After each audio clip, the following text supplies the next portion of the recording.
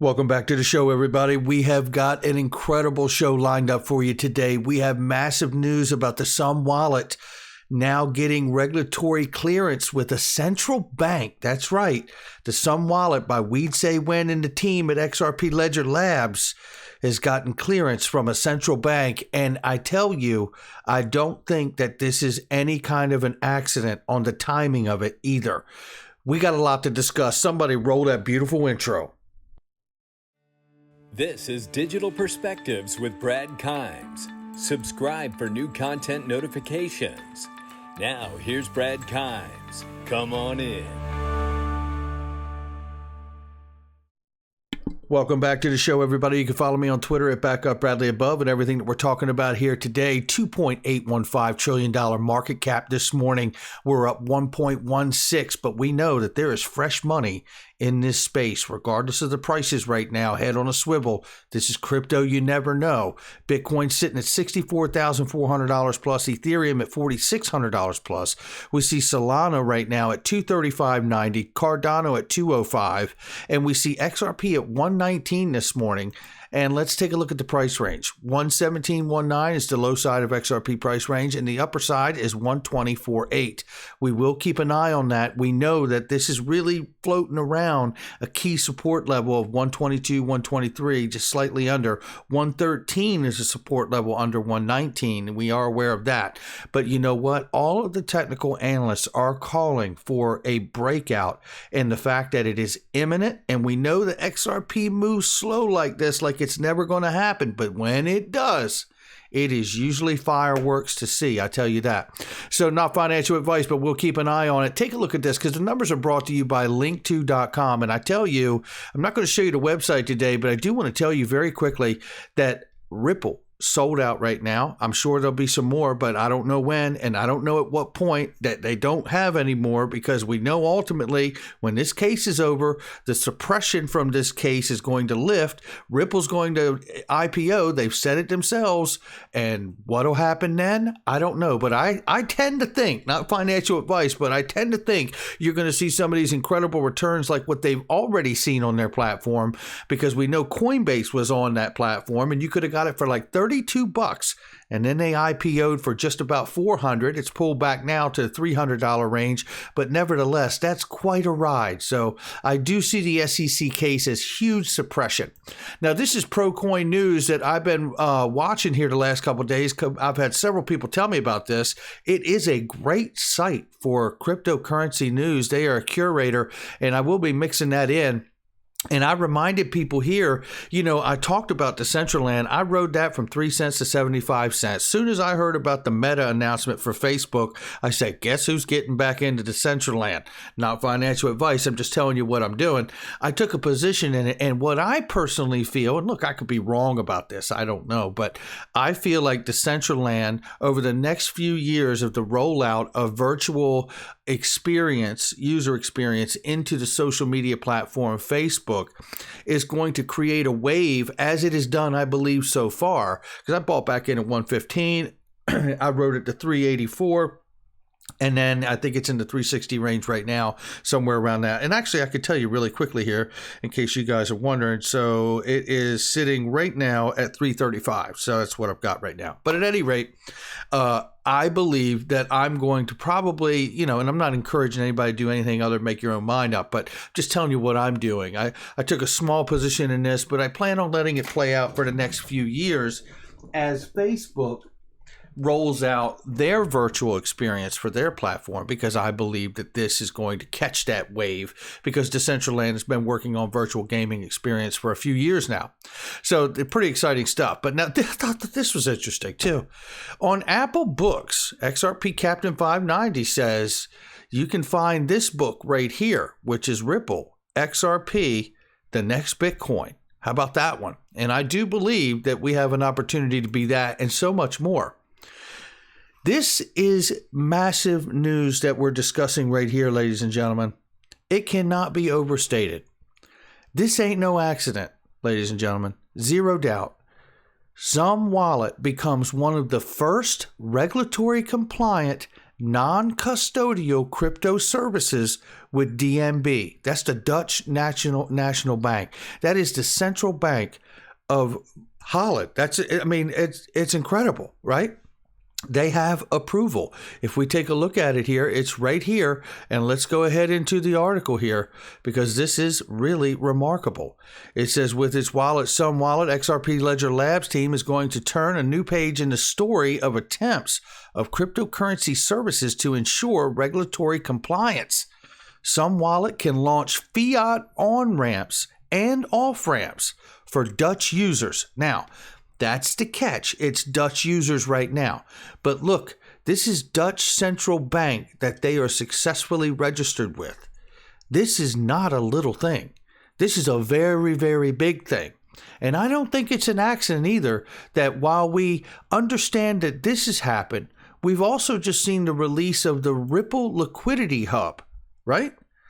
And what did we hear about that? Well, first of all, let's hear this because this is something I've been saying for quite a few years on this channel, is that the XRP Ledger is a public good.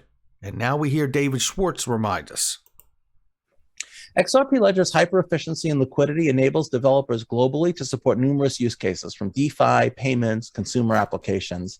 And you don't need anybody's permission to interact with the XRP Ledger, right? It's a public good. There you go. It's a public good. And there we have it. Just like the internet that we use today is a public good. A human right is basically what that means. The UN describes a public good of the internet as a human right to every person on earth. And I tell you, this is how I see what's happening here. And when you see the Ripple Liquidity Hub, remember what Ashish Birla told us, that the the Ripple Liquidity Hub, which really uses the XRP Ledger, right, and RippleNet, sits on top of what would be a Coinbase, he said, right? And then I told you, CoinMe is going to be using that Liquidity Hub for their ATMs around the world, 10,000 plus ATMs, 15,000 plus, whatever it is now. And we know that they're going to be using that service with the Liquidity Hub and RippleNet as well to source what they need, right? And then I told you there's going to be other exchanges. If Coinbase is something that the Liquidity Hub sits on top of, then it sits on top of the exchanges and the banks as well, making the XRP Ledger a truly decentralized ledger that makes markets for everyone in the world, the way the Forex market is for all the cash of the world. Only this can trade everything that is digitized and tokenized. Cash, oil, you name it, right? So this gets really interesting. Now plug in the XUMM wallet in front of that, which has now gotten regulatory approval from the Dutch Central Bank. Ladies and gentlemen, I see the actual plan of the XRP Ledger and all the money unfolding right before our eyes. That's what I see. And it looks like everything runs on the XRP Ledger. And if so, I asked the question before we even heard David Schwartz say it, and I've been asking it for a couple years. Would the XRP Ledger then be deemed systemically important and a public good? According to David Schwartz, that answer is a affirmative yes, right? Pretty remarkable stuff. Now, while all of that is happening, let's keep an eye on the dark side. What's going on? There's some people that don't agree with the vision, ultimately, right? But Senator Toomey promises to fix the flawed crypto brokerage language in the infrastructure bill. He reminds us here, and he's getting ready to play. I'm going to play a clip for you that really reminds us of a real issue that's in front of us, even bigger than this. But nevertheless, he says here he's not finished fighting the infrastructure bill. He recently vowed to fix the flawed language within legislation that stirred major controversy back in August. He also has taken issue with the newly released stablecoin report, which recommends regulating their issuers like banks. Now, that raises the height bar. I mean, from the regulatory side, you get it. You're like, you don't want to see any fractional backing to the stablecoin. I get all of that. But nevertheless, it does raise the height bar where only a few can actually participate participate in that level of compliance, right? Okay, so now with that being said, I want you to listen to this. This is back in March when Senator Toomey was talking about the problem with crypto and the SEC trying to regulate everything in it. I want to take you to right about here and listen to what he says here. Very important.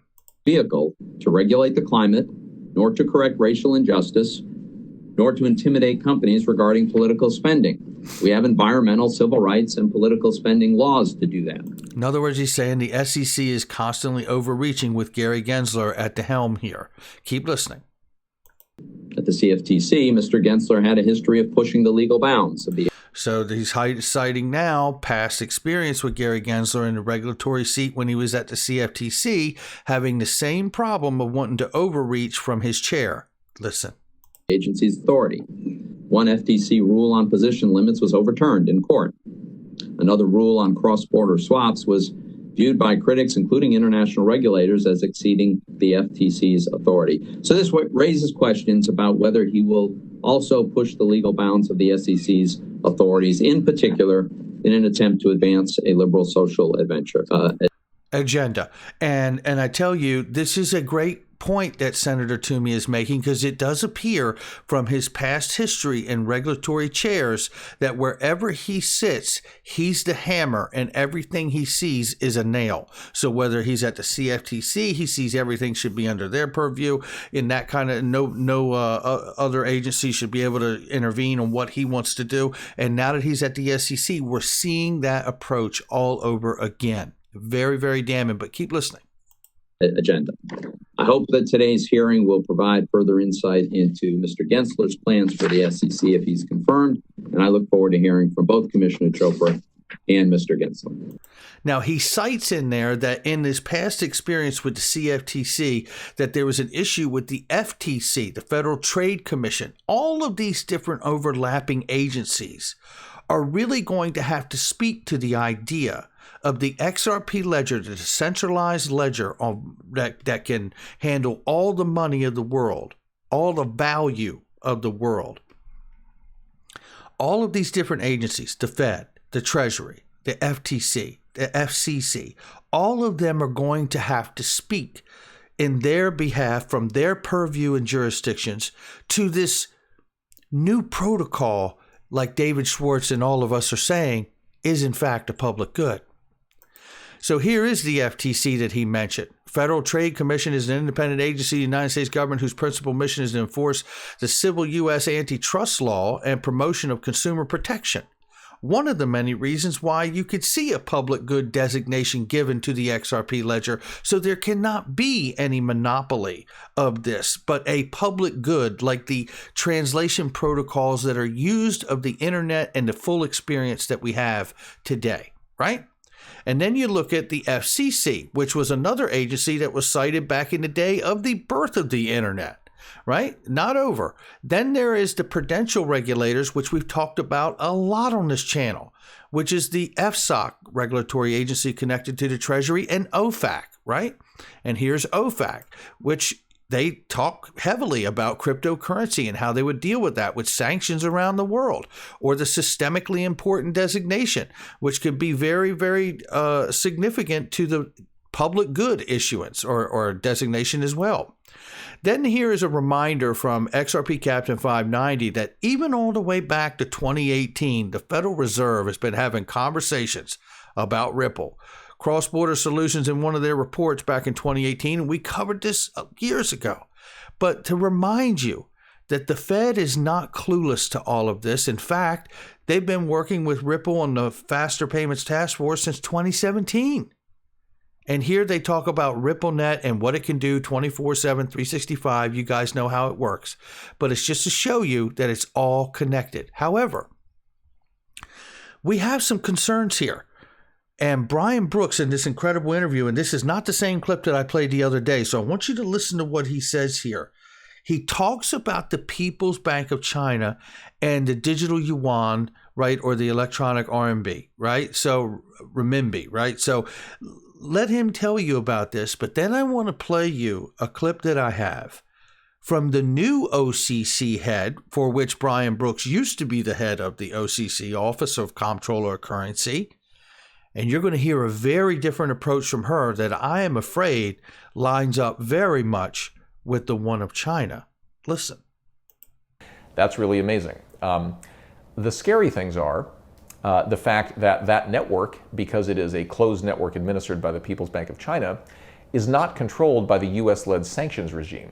So if, for example, we wanted... So he's saying OFAC has no control over the digital yuan and what's going on there because China has made a closed network to their digital yuan for the intense purpose of control of their people and the money. Very scary, but keep listening. To make sure that China wasn't doing business with Iran or North Korea or Cuba or any other country that's a sanctioned country in the regime that we lead, their CBDC will prevent us from policing that. And the People's Bank of China have affirmatively said that's one of the purposes of it.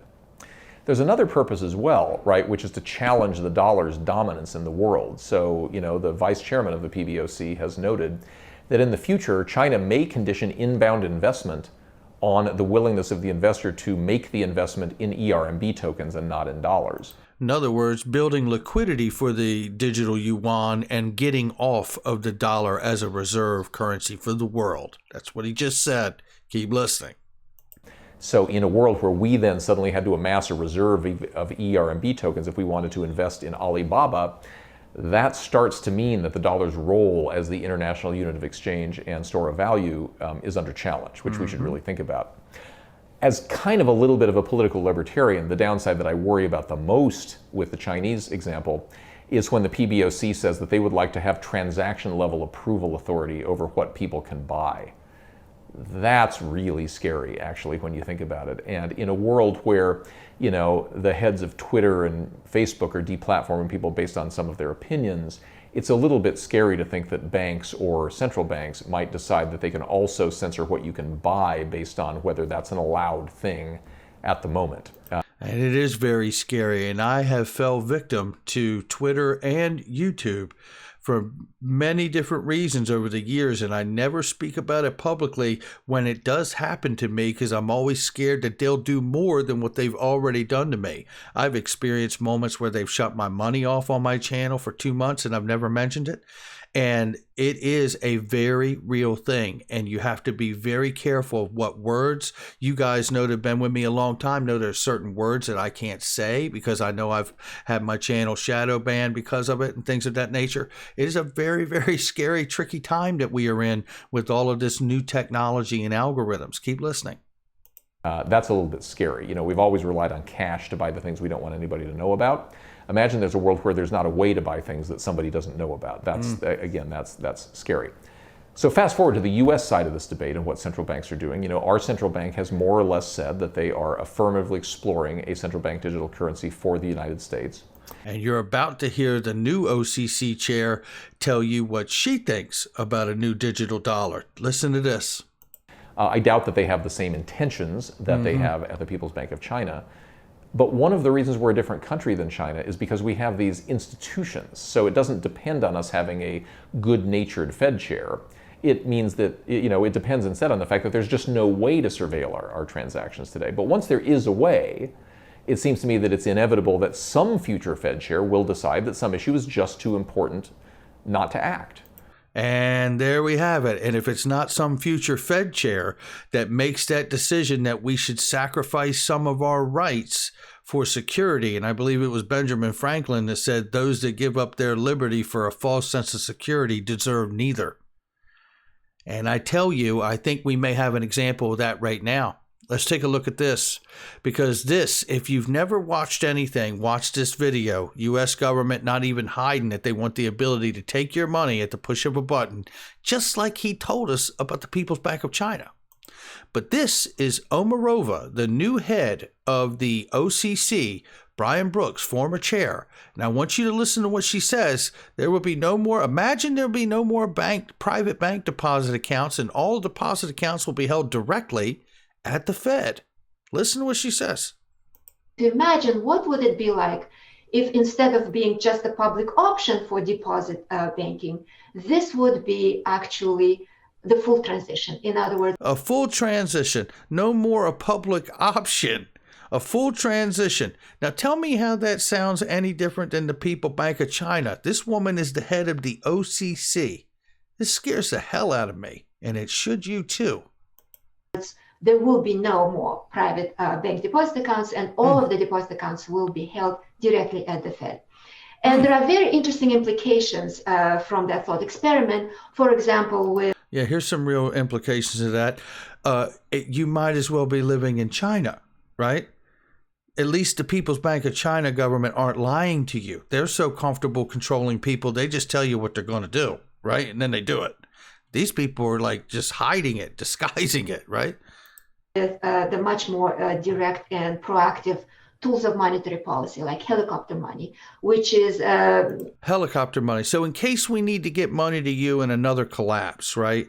And again, here it is. It's all cloaked, being able to take your privacy away from you, right? About your own money and transactions, but it's all cloaked in helping you, right? Scariest 8 words ever said. We're the government and we're here to help, right? Considered radical, primarily because economists really do not know how to manage the issue of what will happen in the inflationary environment when the central bank needs to contract the supply of money. How is it politically feasible for the central bank to effectively take money away? How to take your money away. This is the head of the OCC saying, how do we get rid of the public option for you to have a bank account and keep all your bank accounts at the Fed? And politically, how do we get around it and sell it to the people to where when we need to take the money back out of your account, we can easily do so without political fallout? Are you hearing this? This fight is not over. This fight is not over, and you better not think that it is. We need to get together and get very focused. Back Senator Toomey. Back the people that are really showing that they're going to fight this to the end. We need them. They need us. Let's help each other get what we need. And more importantly, let's try to maintain as much of our freedom as we possibly can as we watch this new emerging asset class in the fourth industrial revolution roll out. Let's see the good side of it play out with innovation instead of the dark side. Ladies and gentlemen, you can follow me on Twitter. On TikTok and Twitter, but you can follow me now on TikTok. I'm blowing it up on there, and there's been some great responses. This one got 10,000 views just the other day, and I just really started doing this. So make sure you follow us on Digital Perspectives on TikTok. We're going to be putting out content on there on the daily. So make sure you give us a follow. I will catch all of you on the next one. Check out all the links in the description and comment box. Great products and deals and specials. Big announcement coming tomorrow from I Trust Capital. That is the best place to buy a crypto IRA. The only thing better than buying crypto is buying tax-free crypto. You can do it right there. I'll catch you on the next one.